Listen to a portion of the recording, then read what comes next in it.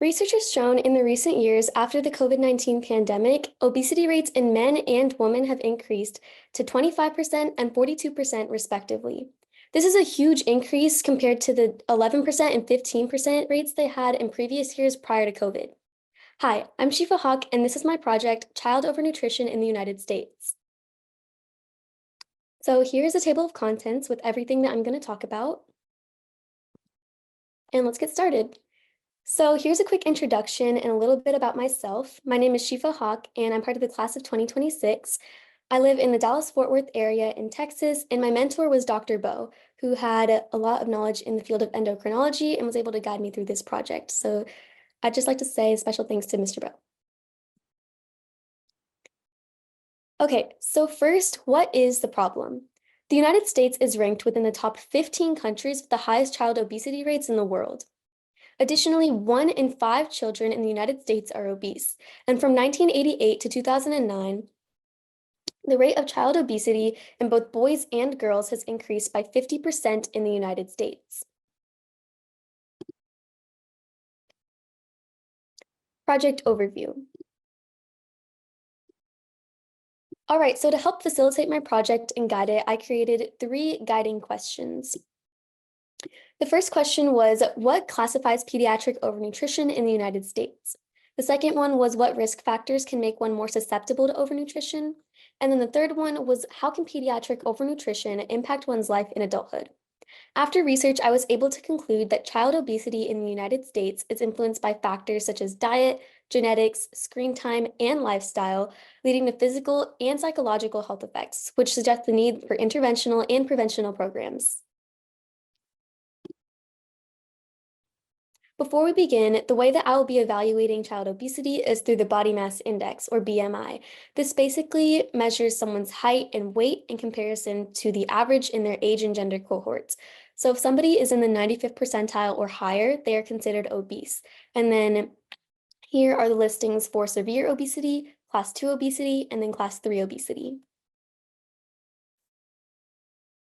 All right, so now onto the bulk of my presentation, which is risk factors that can make one more susceptible to becoming obese. The first factor that I researched was diet. I separated diet into child dietary intake as well as maternal dietary intake. So for child dietary intake, many research articles were able to conclude that even though there wasn't a noticeable difference in their consumption of legumes, there was a noticeable difference between normal weight children and obese children in terms of their consumption of processed foods. Obese children were more likely to consume processed foods that had higher calorie counts, such as fast food, and less fruits and vegetables. They were also more likely to consume animal protein and sweets compared to normal weight children. And then in terms of maternal dietary intake, when 400 pregnant women's diets were studied, there was a noted correlation between their consumption of foods and then their child's risk of becoming obese.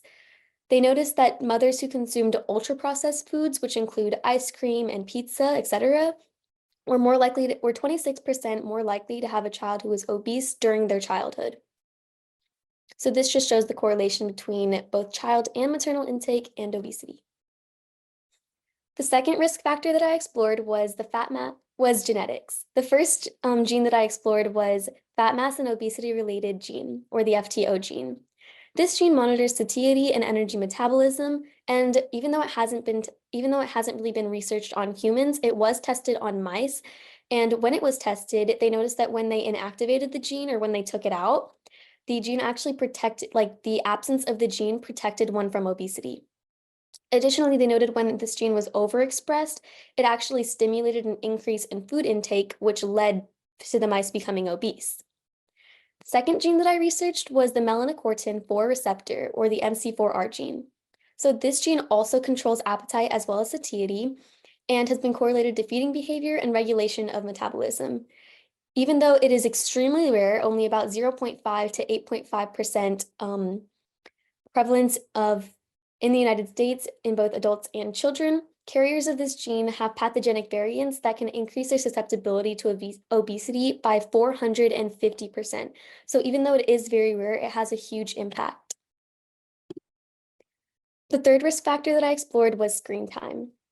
So I'd like to direct your attention to this graph right here. As you can see, as time increases and as children begin to get older, their screen time of hours per week increases drastically. And children who spend more time online are subconsciously influenced by ads that glamorize unhealthy foods and specifically target children. This can lead to a higher consumption of energy-dense foods such as fast foods or unhealthy foods as a whole. I'd also like to say that there was a research conducted in a school in California. So basically what they did is they divided the school into two groups. One group served as a control group and lived life just the same way they did before, and the other group underwent a screen time reduction program. By the end of the program, in the coming months, students who underwent the screen time reduction program had slower BMI gain rates compared to others, which shows that reducing screen time does link to a lower level of obesity. And then finally, the last risk factor that I explored was low-income households. Those with low-income backgrounds are more likely to consume fast food by 29% compared to middle class. This is because it's more accessible and affordable. Fast foods contain artificial and synthetic ingredients that make them calorically dense, nutritionally barren, and highly addictive due to their ingredients. Eating them daily or on a regular basis can cause higher blood pressure and microvascular hemorrhaging, which would lead to a hemorrhagic stroke. And that is the perfect transition to the next topic, which is health effects. About 75% of children who are obese remain obese during their adulthood. So I divided health effects into both physical and psychological health effects. And the physical health effects that I explored were type 2 diabetes and cardiovascular disease. Children who are obese are 4 times more likely to develop type 2 diabetes. And this is because those with higher concentrations of fat distributions have higher insulin sensitivity levels that makes certain areas in their body more prone to fat breakdown. This can lead to insulin resistance, resulting in type 2 diabetes because insulin is necessary to break down blood sugar levels. Then going on to cardiovascular disease. Cardiovascular disease, as of right now, is the leading cause of death in the United States, with about 700,000 deaths every single year. Child obesity is the most consistent predictor of adult heart disease because after one passes the 85th percentile of BMI, which is considered overweight, they will undergo an increase in excess fat buildup within their heart's arteries, making them much more prone to cardiovascular disease. Moving on to the psychological health effects, the 3 effects that I explored were social isolation, body discomfort, and then eating disorders.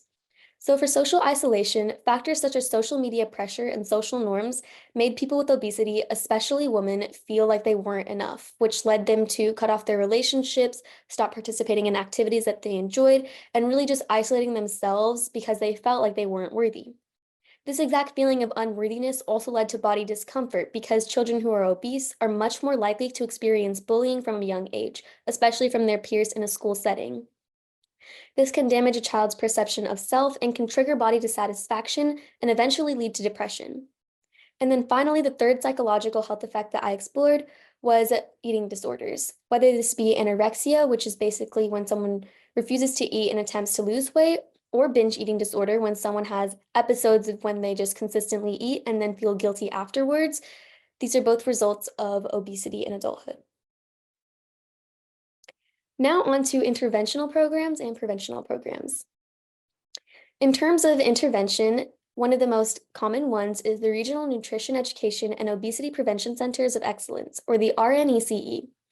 This program aims to improve the health of Americans who are categorized as low income by promoting affordable and wholesome food options. And so this kind of helps those low income households and prevents them from consistently eating at fast food restaurants and so on.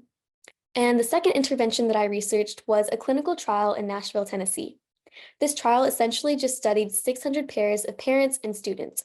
They divided these participants into two groups. One was a control group, the other was their research group. And for the research group, they gave them 6 school readiness sessions regarding dietary intake, so basically informing them about nutrition. And at the end, the children in the readiness group consumed about 100 less calories per day, proving this intervention to be effective. And then finally, prevention. Research has shown that just exercising and eating healthily are both things that build healthy habits in children, especially during their adulthood. And then finally, to conclude, going back to those guiding questions at the beginning, there are many factors that can impact one's risk for becoming obese during childhood, such as diet, genetics, etc., etc. The health effects of childhood obesity can impact one's adulthood in both ways, physical and psychological. And then finally, there are interventional and preventional programs in place to prevent obesity. Thank you so much for your time, and I'd love to answer any questions you have. Thank you, Shifa. So you do have a question. Mhm. What role do you think these newer weight loss meds have in childhood obesity? I think as of right now, they have a minimal role simply because they are newer and they haven't really been involved in terms of child obesity specifically. They're more involved in adult obesity. However, I do think that they should become a little bit more involved in terms as long as it's managed because as I stated in my presentation, there is a genetic component to obesity, and sometimes simply just exercising or eating healthier isn't going to solve for that. And so weight loss medications might be the solution to that. So as long as they're managed and, like as long as they're managed and supervised to a certain extent, they would be extremely helpful in this role, in this fields. Thank you for answering that question. And thank you for your wonderful presentation, Shifa.